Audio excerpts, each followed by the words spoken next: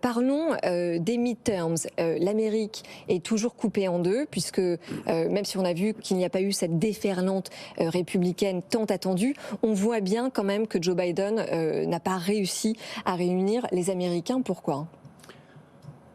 Si on peut faire un peu de café du commerce sur les élections américaines, je dirais que plutôt la bonne nouvelle, c'est que M. Trump n'a pas réussi son OPA sur le Parti républicain. Et que le Parti républicain semble plutôt, à l'heure où nous parlons, s'orienter vers un choix beaucoup plus raisonnable d'un homme qui sera sans doute quelqu'un de très conservateur, comme c'est le cas dans les républicains, mais quelqu'un d'un peu plus responsable et crédible que Donald Trump.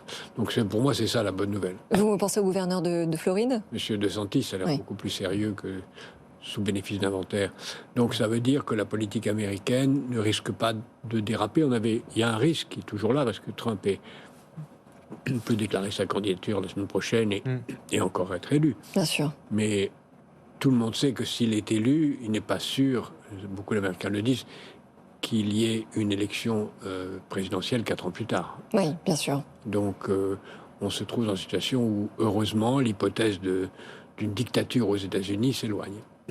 D'accord, ok. Donc ce que vous dites, c'est que finalement, dans ce contexte de crise à la fois économique, énergétique, démographique aussi, l'Europe n'a pas forcément à se préparer à l'éventualité d'un continent américain qui refuserait toute solidarité avec les autres continents. Non, on va plutôt vers une alternance aux États-Unis qui sera une alternance raisonnable.